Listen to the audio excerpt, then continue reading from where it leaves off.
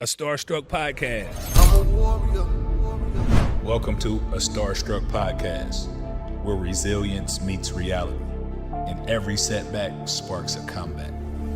When I jumped, my kneecap literally broke in half. Ended up finding out, tore my ACL. I tear my ACL at my highest point up to this point. I took a wrong step, hurt my knee. My ankle was turned the complete wrong direction. Because I have Tourette syndrome. That season propelled me to being first-round draft pick. Our podcast dives deep into the untold stories of athletes who've battled career-threatening injuries, adversity, addiction. The alcohol at the time wasn't helping my rehab process. What if this is happening because it's helping me further down the line, as you explained? That perspective shift really helped me a lot. Depression, ego, and financial struggle. Having a support system, that was huge for me. No, man, I've come too far to let this be my story.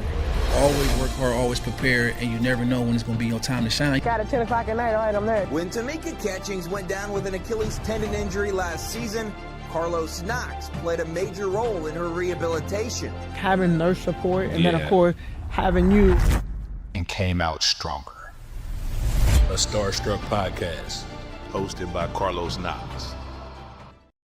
Starstruck podcast, back at it once again. I'm sitting here with one of my guys that I couldn't wait to get on the show, and we've talked several times about coming on and blessing the mic for us. So I just want to start by saying I'm really, really appreciative of him coming on, because this guy he's just developed so many people, athletes, the average everyday citizen, just by some of the things that he talks about at a high level. From a life coach strategist, this guy's an author. He's a former Harlem Globetrotter, first to ever hit the 4-point play. We go talk about it. Actually, with the nickname Dizzy. He played basketball at the College of New Jersey. And he was an All-American there, first team, all-conference. And he ended up playing for another squad after that competed against the Harlem Globetrotters. And I'm going to let him talk about that a little bit. But, again, he's helped millions of people through his videos, his live streams, his audio books. And like I said, just a pleasure to have this guy with us, Mr. Derick Grant, DG Mindset. Man, I appreciate you having me, Los. Thank you. Yes, sir. Yes, sir. How's everything going with you? Everything's good. I always tell people ask me how's life, I always say I'm just one day at a time. That's one it. Day at a time. I just focus on where my feet are right now and keep it moving. Absolutely. I see life is mental. Yeah. On your shirt. Yeah, this was tagline of my company that I created here probably about 5 years ago, when I started to realize that all of my issues in life were mind-made. Mm-hmm. I'm sitting here looking at things that are happening on the outside, and my life is crumbling, but even in that, I still have a choice on how I perceive it. I can look at life as being, the glass as being half empty, or I could look at it as being half full, and that's my choice. So I realized, I'm like, man, my life is actually mental. It's happening from the inside out. Exactly. Yeah. I got you. Yes. That kind of brings me to, kind of how we met. Mm-hmm.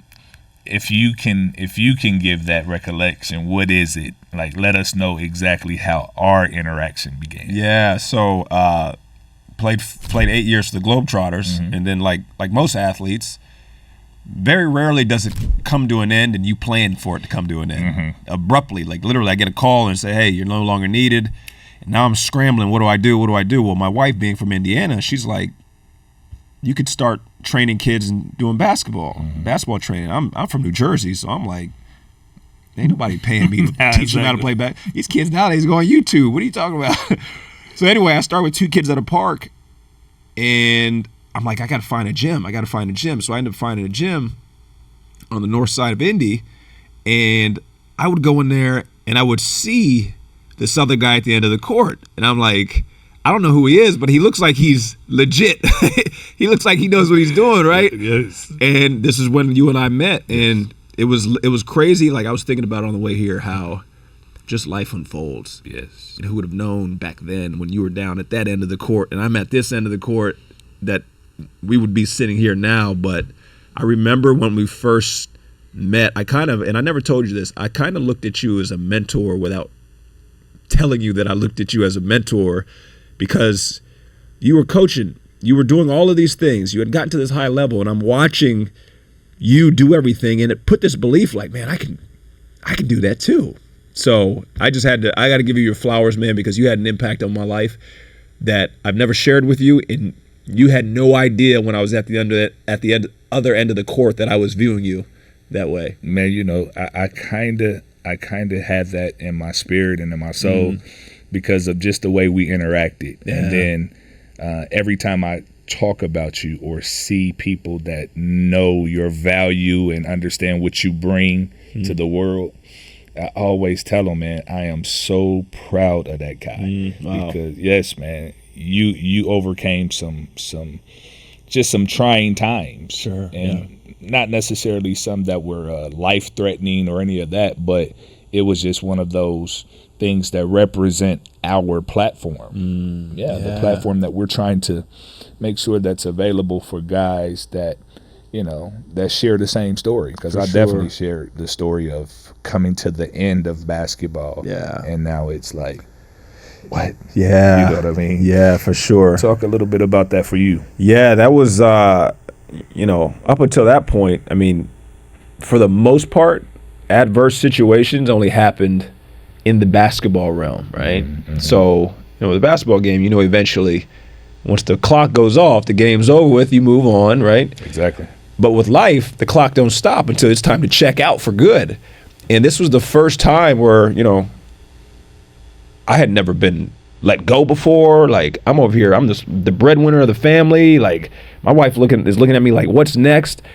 And it was really the first time where I had to say, like I got to really figure this out, but I had no clarity on what it was that I wanted to do. And that's where I find with a lot of athletes that I work with, in my own life back then, we don't give ourselves permission to really be great outside of what we know. Mm-hmm. Right? We always think like, oh, I got to be a coach or I got to do this. Like, no, you could literally go and do and be anything. But are you giving yourself permission to think outside of that box? And to be honest with you, I didn't. So when we met, I had nothing in my mind. I always tell myself I'm either going to coach for Butler or the Pacers. Mm-hmm. That was it. There was nothing else. Somebody would have told me I'd be chasing little Billy's rebounds around 8 hours a day. Yes. But I realize now I never thought outside of what I knew. And I see it happen so often with athletes. It's like, ask yourself really what it is that you love to do. It may be a podcast, right? It doesn't have to be like, oh, I want to be a coach. I want to be this. So I was in that, I call it the liminal space back then, where I was like, I don't know what I want to do, but I'm going to do whatever I'm familiar with. And that's, I mean, you could probably see it. Absolutely, 100%. Yeah. And when you talked to me, it was still some basketball left in you. Sure. Like, yeah, you really still wanted to play. And we talked about, you know, just some of the avenues, because I had been through it. Sure. I had been through it. I seen what it was to play on the professional level, then go overseas, get cut, be on this team, be on that team, you know, money not come to your account on the right day. So it was a lot of different things. But one of the things that I can remember vividly, and I want to know if you remember this, who I actually got a chance to take you to see. You know, it's crazy. Here's what's wild. I signed my son up for a basketball camp here. Mm-hmm. He's going next week down to Florida. And one of the testimonials, one was a coach who coaches at some school on the East Coast. The other one was Donnie Walsh. And I'm showing my son the testimonial. I'm like, I know him. Mm-hmm. And he was like, how do you know him? And I'm like, and I tried to tell him the story, but I was so adamant on coaching in the NBA. I got to get to the NBA. I got to get to the NBA. Because for me, that would have validated me. That would have made me enough. Of course. Because I didn't make it as a player. So I told you, like, yeah, I really want to get in with the Pacers. I don't care. I'll start off as a videographer. I don't care what it is. And you were like, come on, let's go. Let's go over there. I'm like, for real? You going to take me over there? It was like, hold on, man. What does that mean? Man, and now before I know it, I'm sitting in the office of the president of the Pacers because Carlos Knox said, yo, Donnie, I want you to meet somebody. And I obviously never worked with the Pacers, never saw Donnie Walsh again. Yeah. But for you to do that, you didn't owe me anything. Right. You didn't, I mean, we knew each other just off, high and buys, but that actually helped me as a mentor for young people. Like, you showed me really and you didn't want anything in return. You just did it. And I tell people all the time, like, that speaks volumes to who you are as a human, not as a coach, not as a person, like as a human being, the fact that you did that. And like I said, it was bigger than me actually ever getting a job with the Pacers. It was the fact that, dang, you showed me, like, when people look out for people, what's possible. Absolutely. Yeah. For sure. Yeah. And what's crazy, man, and first of all, I thank you for that. And I looked at it, I looked at it from a humanistic standpoint. Like, this is a younger guy that has passion, desire, and focus. I see him here. He's doing something that the average person wouldn't do, because they'll talk about it. They'll say, I'm going to do this. But, I mean, this guy is showing up. So, and I'm in love with the game to this day. Sure. Anytime we can connect from a basketball standpoint, I felt like, this is it. This is one of those guys that, I can help out. And I didn't think too much of it until we created a relationship and I started seeing exactly what it was and where you wanted to go.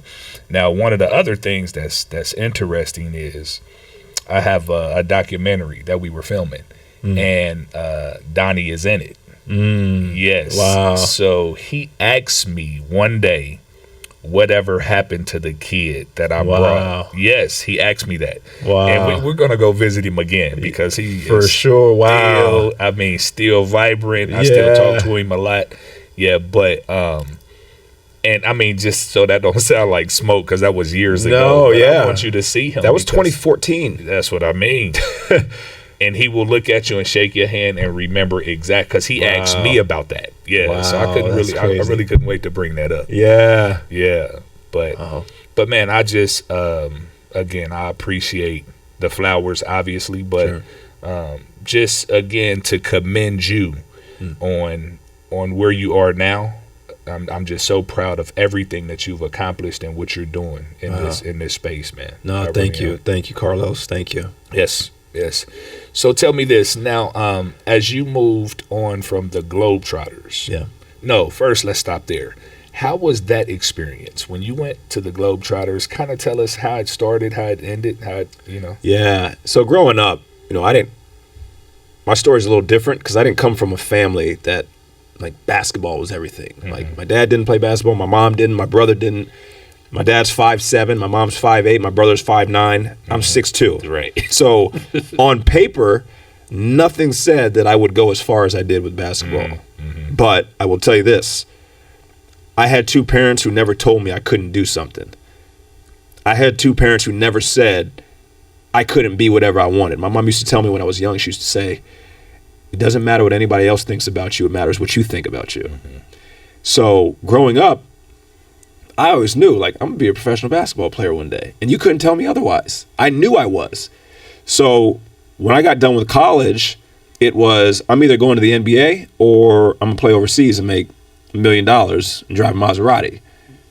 Well, as you know, sometimes life doesn't take you where you want it to go or where you planned.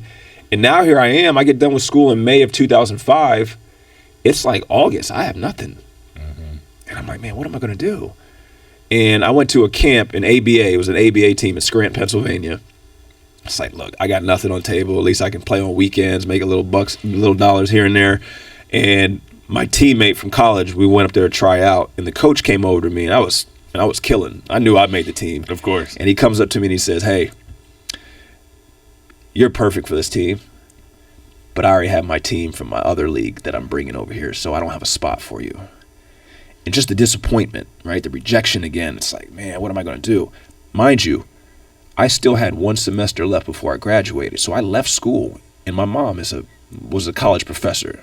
And she didn't understand basketball. She's like, you told me you would get a job. Of course. So you don't have a job now. Now what? Yes. And I'm like, dang, I'm going to have to go back to, I had already waved the flag. Like, I'm just going to go ahead and go back to school, get my degree, and go get an office job in finance or something like that. And I went to this tryout, and this coach says, look, I don't have a spot for you, but I can put you in contact with somebody. And he gave me the name of a guy named John Ferrari. John Ferrari was the GM of a team called the New York Nationals. Okay. So I go and Google the New York Nationals. I'm like, who's the New York Nationals? Well, they play against the Harlem Globetrotters, and they lose every single game. And I'm like, now I'm Conference Player of the Year, All-American. There's no way I'm going to lose every game. There's no way. So I was like, I'm not doing this. How does that work? I know what you mean. Yeah, it's like I couldn't humble myself enough to see really what was below the surface. Mm-hmm. So I have to say below the surface, when I was 10 years old, I had a school assignment. You had to write down what you wanted to be when you grew up. So I wrote down, I want to be a basketball player. So when this opportunity came to me at 22 years old, and I said no initially, my father pulled me aside and he goes, I thought you said when you were 10 years old you wanted to be a basketball player. I said, yeah, but he goes, well, are they going to pay you? I said, yeah, but they ain't going to pay me. He said, hold on now. Doesn't matter how much. This was your goal from back when you were 10 years old. If it's $5. There you go. So I ended up saying yes. And I'm so grateful that I did, because when I said yes, I did that for a year. I'm playing against the Globetrotters every day. They see me all the time. Their front office knows me. And then I was like, you know what? I'm not going to do this again. I'm going to go back and finish my degree and just get a job. Well, that last tour we had, we were in Djibouti, Africa. The owner, Manny Jackson, the Globetrotters, came up to me and said, hey, I'd love for you to try out. I know Manny. Yeah. He said, I would love for you to come and try out for us. And I'm like, dang. I initially said no. I said no. Why? And here's why. And I see this so often with athletes. We don't think about it. I had a fear of being successful. I had a fear of who I would have to become to do something I had never done before. And I didn't realize, like, I said no initially out of, like, now I can't sit back in the shadow and complain. I can't play the victim because everybody's going to be coming to see the Globetrotters instead of seeing the Nationals. And all of this stuff started to come up of unworthiness, and I'm not good enough. So I said no out of, like, I don't want to basically play big. So I asked my father again. He said, well, hold on now. Didn't all last year you complain saying you should have been over there with the Globetrotters instead of losing every game? And now here it is. So I ended up saying yes, and it was an experience. I mean, it'll be in a book one day. Yes. I mean, I traveled to 70 different countries. I was on Good Morning America, Today's Show, got to meet a lot of people. I mean, got to see cultures all around the world, stuff that a kid from where I was from doesn't get to do. So the Globetrotters taught me so much about life that I apply now and help people with. So it was an enriching experience for sure. And it was definitely in that, 18 to 26-year-old time frame. For sure. Where you're really developing. For sure. I tell my son all the time, that's a difficult time to navigate because for sure you're looking at it as a man, like I have to provide for my family. I have to, if you have a family, or provide for myself. And for some reason, like just the financial side of everything just jumps at you when you're in that realm, 18 to 26. So even if you think about us wanting to play pro ball, we wanted to play pro ball because we loved it. But we also love the fact that you're going to get $1 million to buy your mom a house and, whatever it may be. But that's, I don't know, again, that's just the platform that I want to continue to provide for people that may be in that space. Because one thing we're not talking about is even if you don't decide to be in basketball, and I think you did a very good job of this, involved in basketball, you really need to network while you're around the game, regardless if you're going to be in basketball or not. Like someone's dad is a lawyer, someone's dad is a doctor, or you know what I mean? For sure. And those are sometimes that's overlooked by people that are in that position, that 18 to 26, because it's basketball or bust. Yeah. You know what I mean? Yes. We end up becoming so close-minded to the possibilities because we're only in one room in the house, not realizing there's so many more rooms. And I always say, well, the old saying is, it's all about who you know, right? But really, it's all about who knows you. And people say, you got to network, and I'm like, I don't know how to network. It was really just putting yourself outside of your realm that you're comfortable with. Like you said, like I started going to have coffee and meeting with people. I don't even drink coffee. I would just start going to have meetings with people who were lawyers, who were pastors, who were like people in other realms that I wasn't in. And then this person would tell that person, and that person would tell that person. And before you know it, 3, 4, 5 people down the line, someone says, "Hey, I have an opportunity for you. I heard you were blah, blah, blah through so-and-so." So, yeah. Exactly. Yeah. That's exactly right. I'm sure you probably see it in the coaching world. Of course. Yeah. Of course. And like I say, I magnify opportunities. Sure. You know, to my players, to some of the people that I coach, and I just put them out there so that at least you'll know. Because, again, Sure. I always talk about, okay, you didn't go get the $1 million. You didn't go overseas to play. But basketball is still a billion-dollar industry. Right. So what I'm saying is, I mean, you can create digital products. You can create camps and clinics. You can do so many different things that doesn't have to be directly Right. you know, involved in basketball, but you can take it and monopolize it in other parts of your life as well. Right. Exactly. You know what I mean? Yeah. Speaking of that, I know you work with a lot of WNBA NBA players, people that, you know, are outside of the game. But again, man, I admire it from afar, and I watch your stuff online, and I really love some of the messages that you bring, you know, to the game and to, like I say, the average person. Speak a little bit about just some of the things that you provide, but just that mental aspect of everything. Yeah. So, you know, me personally, as a player, I was always curious as to what led to like better performance. Right? Was it my body? Was it what I ate? Was it what I listened to before the game? So even when I was a player, I was constantly trying to figure out like, okay, why is it that game I had 16, but then the next game I had 12? Or why is it this game I had 25, but then this game I had, what is it? And I started to realize as it went on, I'm like, it was what mental state I was in before the game. What was I in mentally? What was I in emotionally? That was what was determining how I performed. Well, once I started training and doing skill development, you know, you're working with Paul George, Eric Gordon, you know, Rodney Carney, these NBA players, and then you have a guy who's overseas.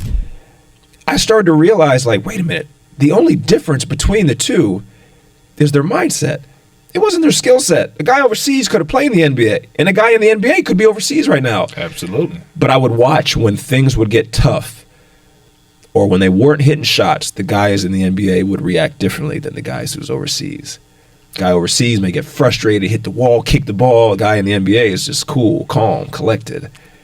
So when I got done playing, and I did skill development for like 6 years, and then COVID happened, I'm like, you know what? I'm going to figure out a way to help these athletes in a way that puts less strain on their body. What if we could get better? What if you could improve your field goal percentage or your points per game with less time in the gym? And this is when I started to dive into mindset and understanding how the mind actually works and what it is. If players knew what I knew, we're not even close to what we're capable of. But the issue is we have limiting beliefs that we're unaware of. So now when you shoot the ball, you're actually shooting the ball out of fear, because as soon as you missed, you looked over at coach to wonder what coach was going to say. So you never really shot it to make it. You were actually shooting it from a lower space, from a lower energy of, well, what if I miss? What's coach going to think? So now my role is to first identify what are the limiting beliefs, because we all have them, and 99.9% of them have nothing to do with basketball. That's the other part. Yeah, people don't realize. You think it, and you're like, oh, I don't have confidence in basketball. It actually stems to back when you were 10 years old, and you feel as though you didn't get mom or dad's approval because you played bad. That version of you, psychologically, is still inside of you. And that's who's being triggered right now, and why you don't feel confident and why you won't shoot the ball, because it's bringing up this past version of you. So helping athletes to identify those things that we need to fix in the past. And then once you fix it and retell a new story, you become a new person. So when I become a new person, I have new capabilities of what's possible. And I don't live from the limitations anymore. I live from the possibilities.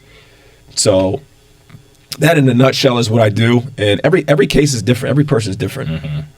But for the most part, what I found, NBA, WNBA, NFL, we all have something below the surface that we're not aware of that is limiting what we're capable of on the field or on the court. That's big time. That's big time. And it makes sense, you know, especially after you've played the game. I was fortunate enough because on the next level, like you said, NBA-wise, people are in that mindset of dominance at all times. Right. And not just dominating the game, but dominating the mind. So I'll give you an example. As a former athlete and coach, I understand how important it is to take care of your body. Training to compete at a high level can often deplete your body of the minerals it needs to rebuild muscle, tendons, and ligaments. But don't worry, because I have the cheat code for recovery. H3 Energetic Sea Moss. My wife and I both take it every day, and it gives us a boost of energy while also helping with those unexpected aches and pains. Look, don't get struck. Go to h3energetics.com today and grab your container of sea moss. Use the discount code A Starstruck and get one of my favorite flavors, the Mixed Berry Blast, for 10% of the regular price.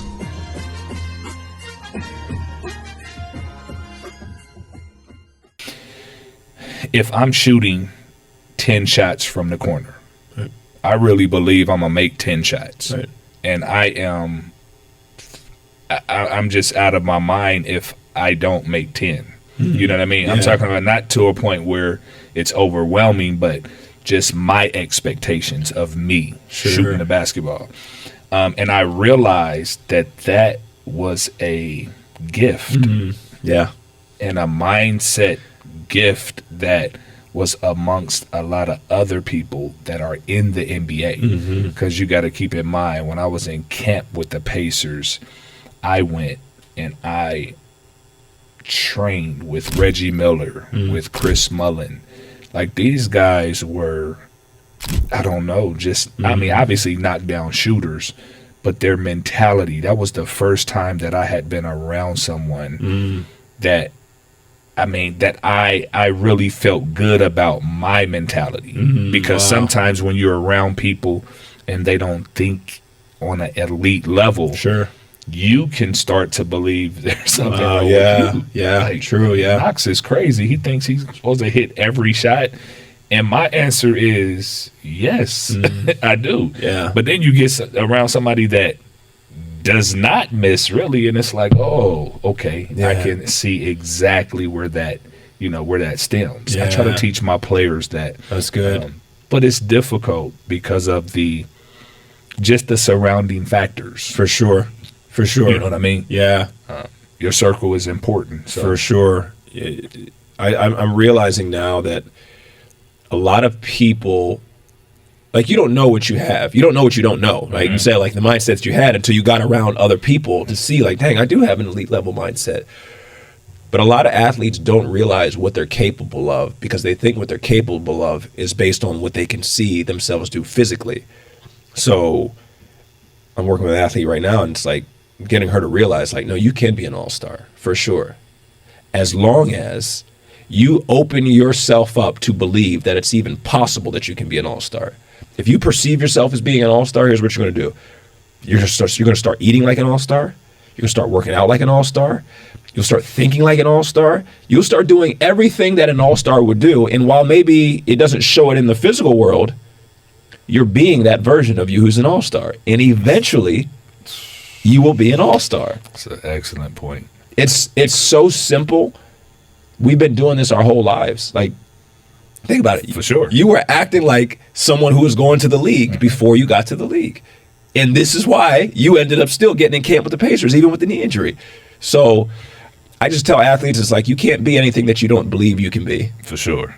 It's that simple. Well, first of all, that's great information. That's great information for anyone that struggles in this area. And you and I both know that's prominent in the athletic game. But it also goes along with the mindset outside of basketball. So again, everyday life, things that are very challenging. Yeah.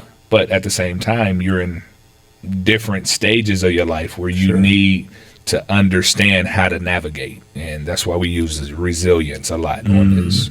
Well. So speaking of resilience, just talking about this a little bit, obviously the title being A Starstruck, you know, the wordplay is a star being struck by something.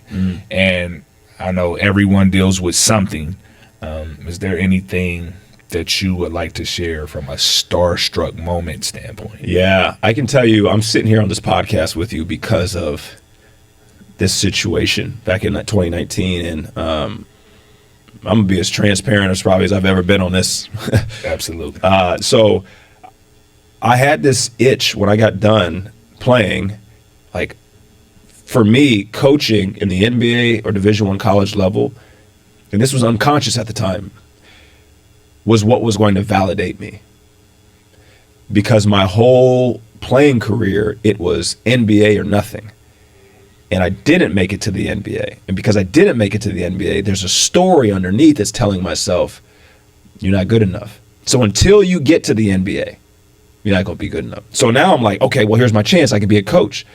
So even when I had my skill development company and I'm training kids, I'm training players, in the back of my mind, I kept saying, I need to be a coach. I need to be a coach. Well, there was a job opening at the University of Virginia, and I had a player who I was working with, Kyle Guy, who was at Virginia, and I knew Tony Bennett really well. And, you know, I told Tony, I'm like, hey, I'm interested in being, assistant coach. And he goes, well, send me over your resume. And I sent it over, and he's like, you don't have any coaching experience. And I'm like, dang. He's like, even if you were a high school coach, that would be better. So I went and got a high school job. Well, the high school job that I got, I ended up coaching with the guy. He was the head coach, but we ended up becoming business partners. So he says, after the season's over, we went to semi-state. We had a really good team. He's like, hey, let's move down to Florida. This guy has a bunch of money. He's like, let's move down to Florida. We'll start a business down there. And I was like, talked over with my wife. My wife's from Indiana. You know, people from Indiana don't leave Indiana usually. Right? She signed off on it. She's like, okay, we'll go. So we moved down there. Within like 3 months, I start to realize something's off. This guy who I thought I knew is completely different now that we're down here. We have no family. We're living in a house that is actually under his name. He's paying me. So I realized 3 months in, he has complete control over my life.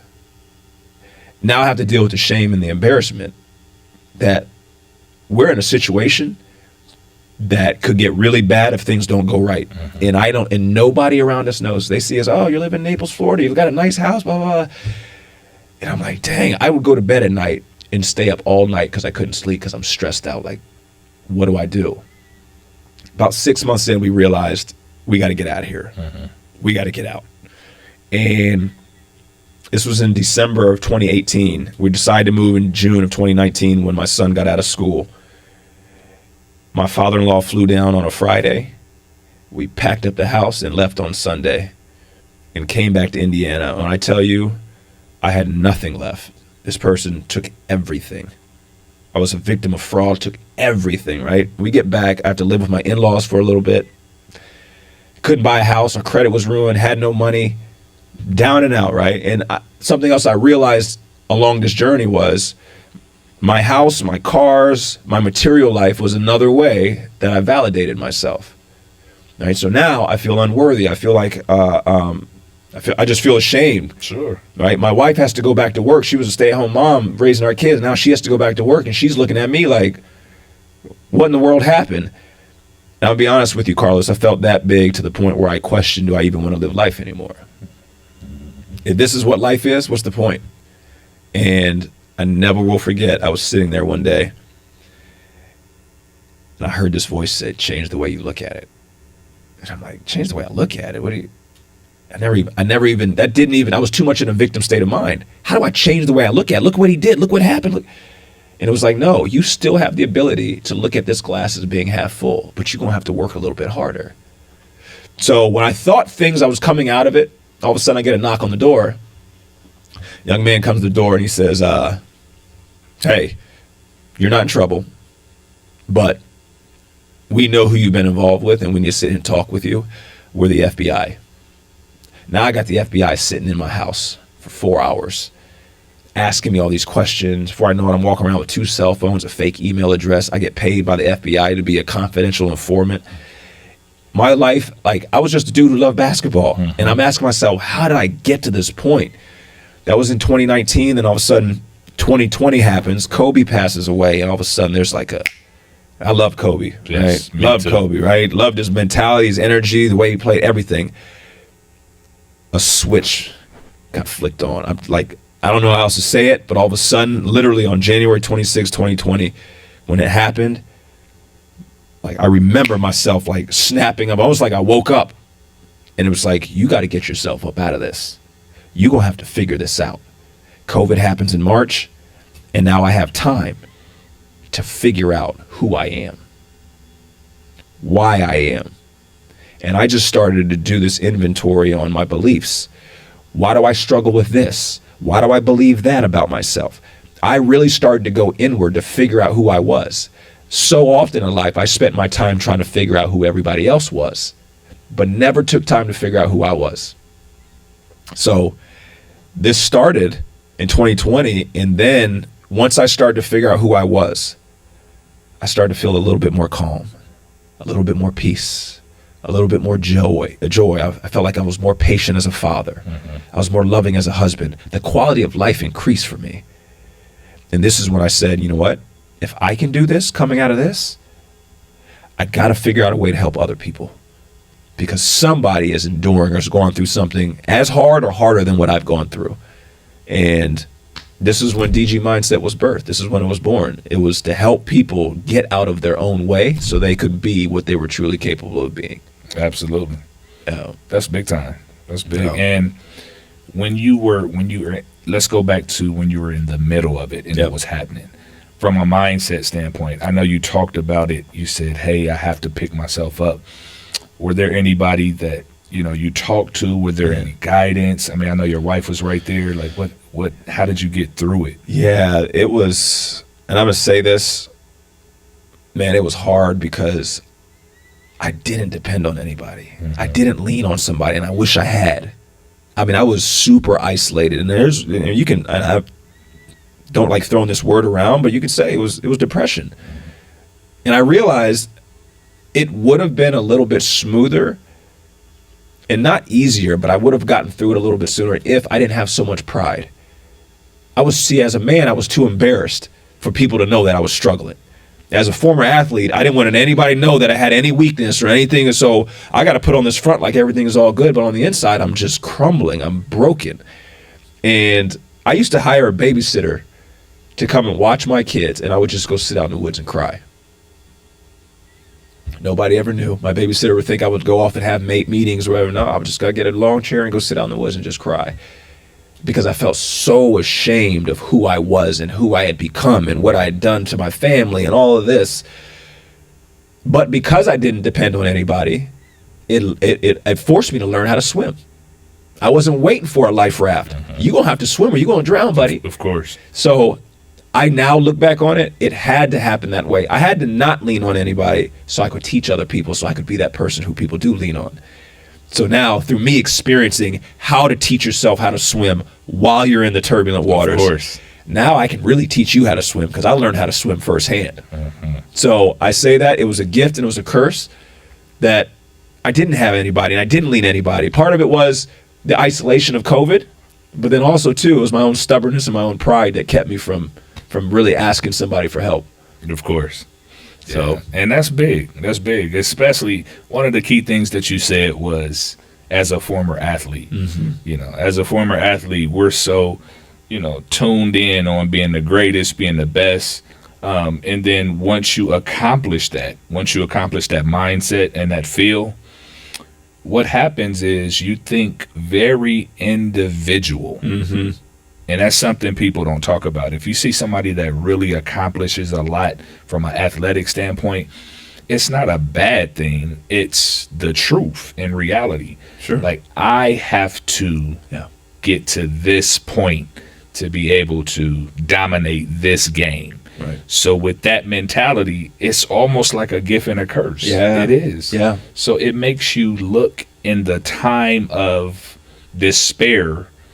Nah, I got this. Yeah. I don't want to say nothing to nobody. I Right. got this because if I'm at the free throw line with 0 seconds on the clock, Yeah. and you throw me the ball, I gotta make the shots. Right. It's me. It's Right. me. It's me. It's me. And it's always been, just portrayed as something else, but really it's a gift and a curse when it comes to being individual and selfish. For sure. But if you don't have it, Yeah. you might average 4. For sure. You see what I'm For saying? sure, yeah. So it's Yeah. different. It's different. Yeah. Everybody that you meet that dominate is like, they got something in them, man, and you say, wow. Yeah. But it can be used against For you. sure. Yeah. You're outside of it. Yeah. It's I use the analogy of water. Water is what keeps everything alive, right? Mhm. Water's needed by every living organism. But if you drink too much water too quickly, you can die from it. It's called water intoxication. So this thing that keeps us alive can also be the thing that is, your demise. So I look back on it and I learned so much from it, so much. And I always look at it. Anybody I work with, I don't go into detail, but I let them know I've been where you're at. I've been what you're feeling right now, the anxiety, the depression, the low self-worth, you feeling like you're not good enough. I've been there.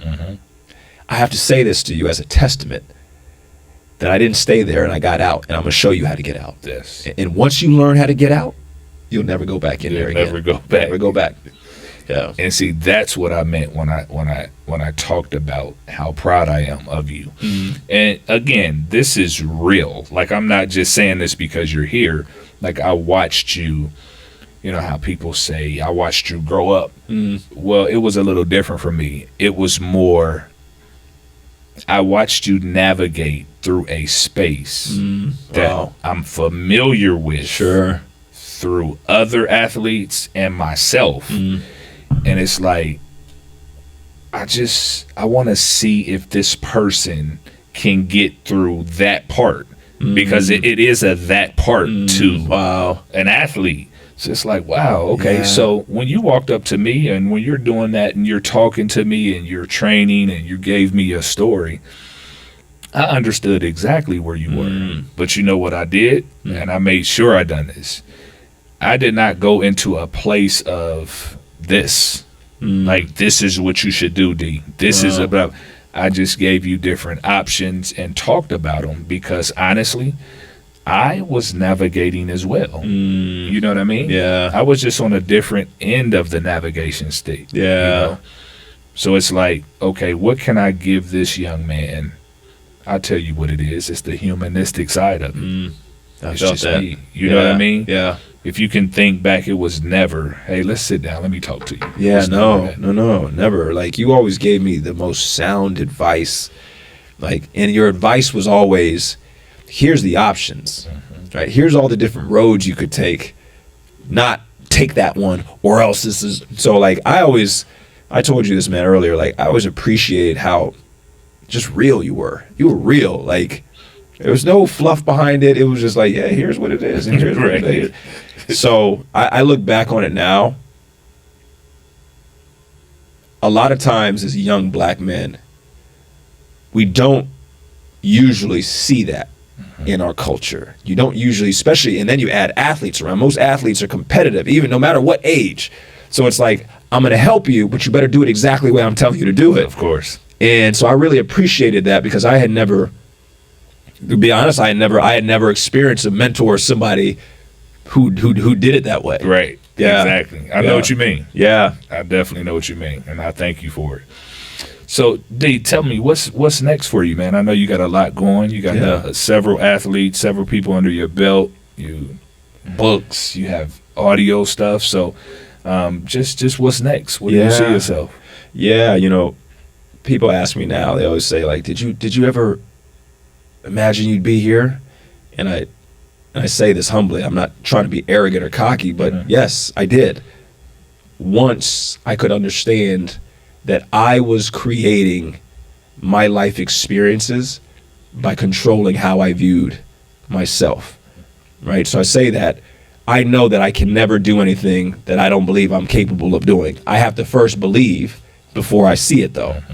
So I've always said, like, I want to help as many people as I can, whatever they may look like, whether it's an online platform, whether it's, post an Instagram reel, whether it's actually working with somebody one-on-one. My job is to help people remember what they're truly capable of, which is why, I started writing books, right? Because I realized there's only one of me. I can't work with every person in the world, but a lot of people read books, so that's why I wrote Results in Athletes Devotional. That's why this past year in 2024, I published the 7 Laws of Healing Your Inner Child, to get people and help people to start living from a better quality of life. Because really, that's all that matters in life, Carlos. It doesn't matter what you have, doesn't matter what you do, it matters how life feels. We love going on vacation because of how it feels. We love when we saw our child be born for the first time because of how it felt. So when I realized that life is measured by how we feel, what do I have to do, number one, to help myself experience it from a better place? But then 2, if I figure this out, can I go and help others and teach them? So I can't tell you what's next exactly, but I can tell you the mission will continue. I'm just going to try and help as many people as I can to remember what they're truly capable of. Absolutely. And that's from a loving spirit, know. That's from a good place, and I can tell, by some of the things that people talk about when they talk about you to me. I just smile, man, because it's beautiful. I run across a lot of athletes that have used your service. Tell us about that. How can you get in contact with you when it comes to a life coach, mental coach? Yeah, I always tell people, you can go to dgmindset.com. Okay. That's easy. I have a form. You can fill out a form and somebody from my team gets back to you within 48 hours, or you can send me a DM. I don't have a social media team. I run all my stuff. So when someone sends me a DM, it's me. It's really me. So I always tell people, and I always encourage people, like, my dream was to get to a level that I would have some influence, but people would say, man, he's just like me. And likewise, yeah, man, I want, my dad used to always say, he's like, the people who you use to get to the top of the mountain will be the same people that you use to get down. So always remember, whoever you encounter, to treat them and see them as a human being. And that's kind of the way I live. I don't. It's to the point now where it's funny. My son, when we go somewhere, he sees, we'll be at the airport or we'll be at the Pacers game, and somebody be like, "Hey man, I love your podcast," or and he's like, Dad, are you famous? And I'm like, nah, I don't think I'm famous. He think I'm just some old bald man who's telling him what to do all the time, right? Right. But my point of this is I'm starting to see firsthand how much this is needed. Yes. So I encourage everybody, like, I have a podcast called The Pathway to Results. Send me a DM, send me an email, go to my website, sign up for a program. Like, I have retreats as well. Everything is all at my website, but that's the mission. And until I'm done, until the game clock is over with, we're going to keep on playing the game, man.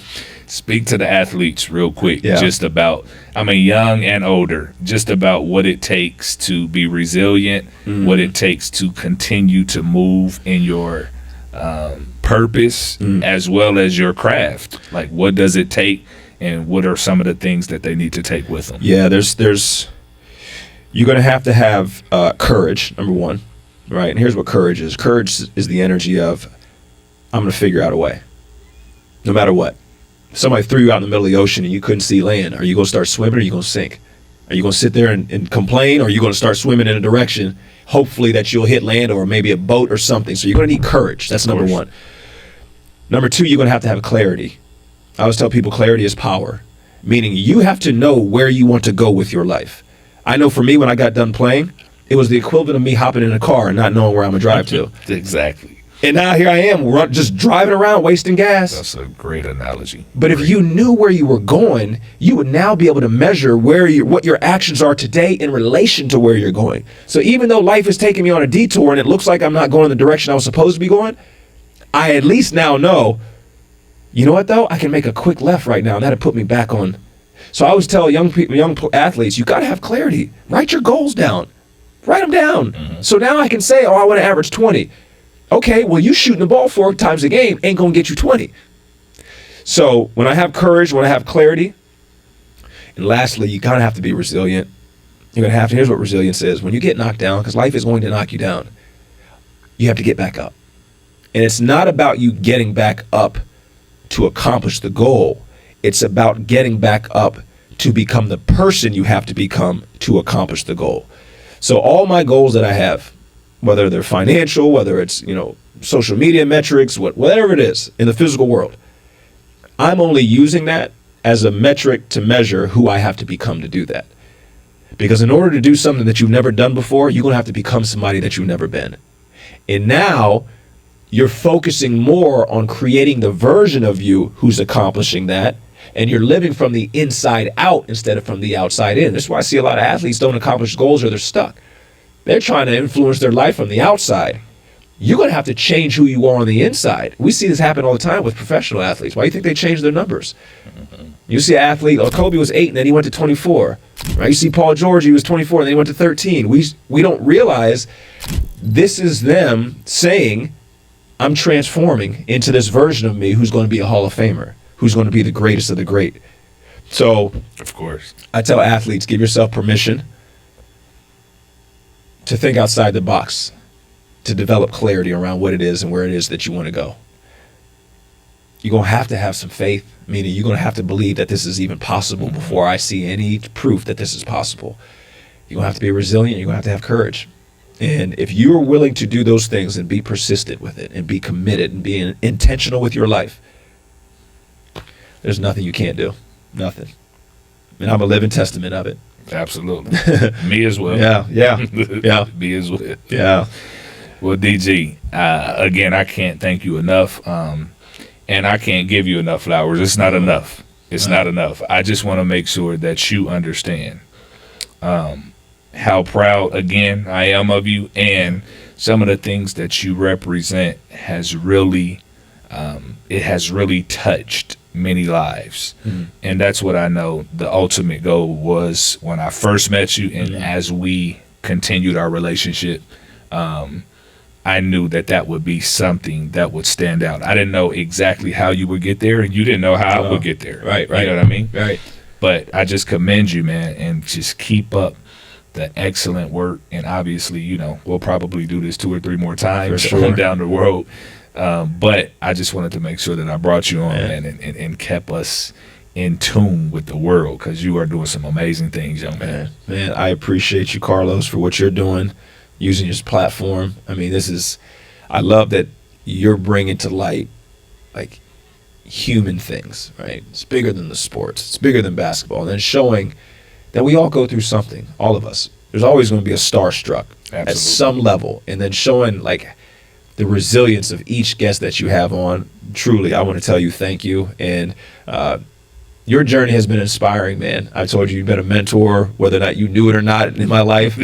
And to see you, you know, to go from coaching in a Canadian league, right, to then going down to North Texas, right, to going to, and then I never forget, I went to go see a client I had that was playing for the Dallas Wings, and they were playing the Fever. And I was sitting there, I was watching you. I said, man, look at him. Right. Look at him. And to see you now and the impact of the lives that you're having with the girls at Notre Dame. Yes. I just want to salute you, man, and give you flowers and just tell you respect, man, because I witnessed your journey from afar as well, and to see you and what you're doing and to be so committed and persistent in helping young people, thank you, man, and helping me as well. Thank you. Yes, sir. Yeah. I appreciate it. Yeah, we'll do it again for sure. And don't forget, we're going to go see Donnie Walsh for sure. Absolutely. He has to see your face. Yes. Hey, again, that's Derick Grant, DG Mindset. Just again, we appreciate everybody watching, and you know, we're going to continue to bring guys like this on because it's definitely something that the world needs to hear. And again, just look forward to seeing everyone go out and kind of check the things that he has going on, and it will definitely be very, very helpful for you guys. All right, thanks. And you place in front of me, I'll be victorious. Straight about